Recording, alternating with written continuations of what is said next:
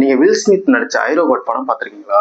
அதுல கிளைமேக்ஸ்ல அந்த ரோபோட் ஒரு பிக்சரை வரைஞ்சி அதோட இமேஜினேஷன்ல தான் வரைஞ்சிச்சு அப்படின்னு சொல்லும். அதே மாதிரி எக்ஸாக்டா ஏஐயும் ஒரு வேலை பாக்குறாங்க.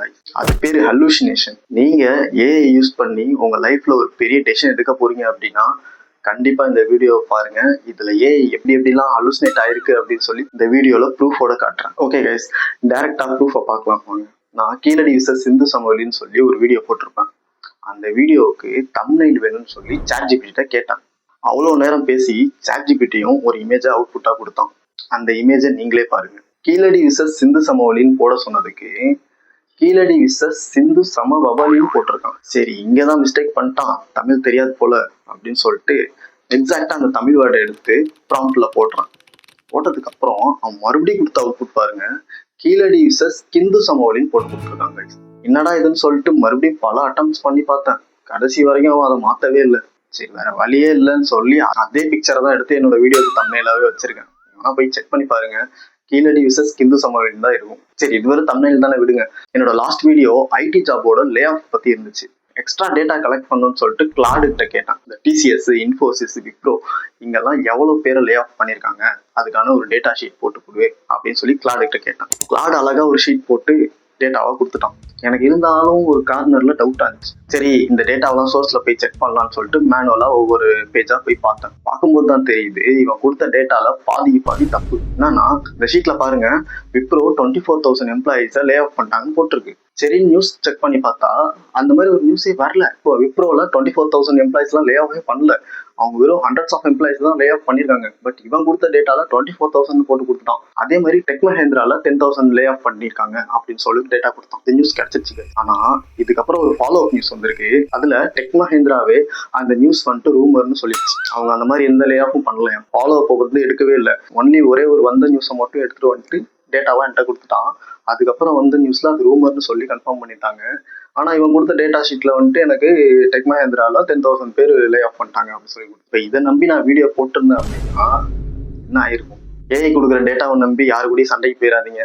நீங்க சண்டைக்கு போயிருவீங்க, ஆனா ஏஐ அவன் கிளம்பிடுவான். சரி, சாட்ஜிபிட்டியும் கிளாடும் தான் அப்படி ஆகுறாங்க. ஜெமினி கிட்ட போலான்னு சொல்லி ஜெமினி கிட்ட போனோம். இருந்தாலும் ஒரு சின்ன டவுட், இவனை நம்பலாமா வேணாமான்னு சொல்லி சரின்னு சின்னதா ஒரு டெஸ்ட் பண்ணேன். இந்த பாருங்க, இது என்னோட சேனல்ல இருக்க ஒரு பிரைவேட் வீடியோ. ஓகேவா, இங்க போட்டிருக்கேன் நான் பிரைவேட்னு. இந்த பிரைவேட் லிங்கை காப்பி பண்ணி ஜெமினி கிட்ட கொடுத்தேன்.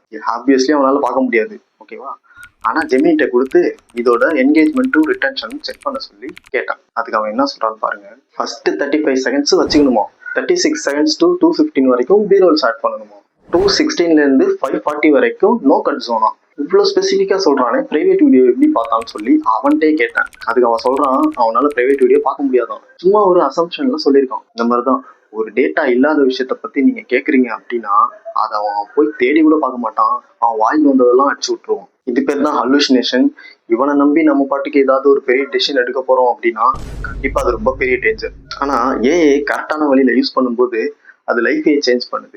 என்னோட வீடியோல ரெக்கார்ட் பண்றது ரொம்ப டைம் எடுக்குதுன்னு சொல்லிட்டு நான் ஃப்ரீ வெப்சைட்லாம் யூஸ் பண்ணிட்டேன். அந்த ஃப்ரீ வெப்சைட்டோட லிமிட் எக்ஸாஸ்ட் ஆயிடுச்சு. அதுக்கப்புறம் எனக்கு வந்துட்டு இருக்கிறது எல்லாமே பெய்டு வெர்ஷன்ஸாக தான் இருந்துச்சு.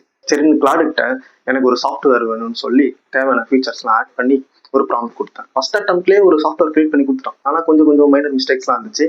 அதெல்லாம் ஒரு 5லேருந்து 7 அட்டம்ப்ட்ஸ்ல ட்ரை பண்ணி ஒரு சாஃப்ட்வேர் பில்ட் பண்ணியாச்சு. இதுதான் அந்த சாஃப்ட்வேர். பாருங்க, ஆக்சுவலா இந்த வீடியோவே இந்த சாஃப்ட்வேர்ல தான் எடிட் பண்ண ரஃப்கட்டுக்கு. நல்லா எஃபெக்டிவா ஒர்க் ஆகுது. நான் ஒரு நான் கோடர் பேக்ரவுண்ட்ல இருந்து வரேன். ஆனா ப்ராம்ப்ட்ஸ் மூலியமா என்னால ஒரு சாஃப்ட்வேரே கிரியேட் பண்ணி என்னோட லோக்கல் ஹவுஸ்ல ரன் பண்ண முடியும். அதை பண்ணி முடிச்சதுக்கு அப்புறம் அதோட அவுட்புட் பார்க்கும்போது அப்படியே எனக்கு ஒரு ஃபீல் வந்துச்சு பாருங்க.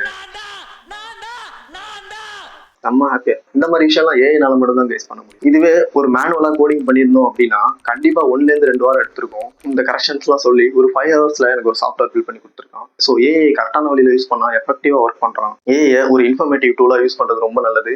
ஆனா அதையே கன்ஃபர்மேட்டிவ் டூலா யூஸ் பண்றது கொஞ்சம் டேஞ்சர். இதுக்கு ஒரு வழி இருக்கு, ஆனா ரொம்ப ரிலேபிள் கிடையாது. இப்போ ஏஐ ஒரு டேட்டா கொடுக்குது அப்படின்னா அந்த டேட்டாவே ஃபேக்ட் செக் பண்ண சொல்லி அதுகிட்டே கொடுத்தீங்கன்னா அதுவே ஃபேக்ட் செக் பண்ணி சொல்லும். ஆனா இருந்தாலும் ஒரு தடவை மேனுவலா அதை செக் பண்ணிடுறது ரொம்ப நல்லது. இல்லைன்னா எது வந்துட்டு உண்மையான டேட்டா, எது ஹல்லூசினேட் ஆகி கொடுத்த டேட்டா அப்படிங்கிறது நம்மளுக்கே தெரியாது. அவன் எந்த நேரத்துல ஹல்லூசினேட் ஆவான்னு சொல்லி அவனுக்கும் தெரியாது. ஸோ நம்ம மேனுவலா செக் பண்ணிக்கிறது ரொம்ப நல்லது. இதுக்குதான் அந்த காலத்திலேயே ஒரு பழமொழி சொல்லுவாங்க, கண்ணால் காண்பதும் போய் காதால் கேட்பதும் போய் தீர விசாரிப்பதே மெயின். சேம் திங் ஏஐக்கும் நடந்துகிட்டு இருக்கு. ஓகே கைஸ், நீங்களும் இதே மாதிரி ஏஐ ஹலுசினேட் ஆகிறத எக்ஸ்பீரியன்ஸ் பண்ணிருந்தீங்க அப்படின்னா கமெண்ட்ல சொல்லுங்க. வீடியோ பிடிச்சிருந்தா லைக் பண்ணுங்க, சப்ஸ்கிரைப் பண்ணுங்க. பாய்.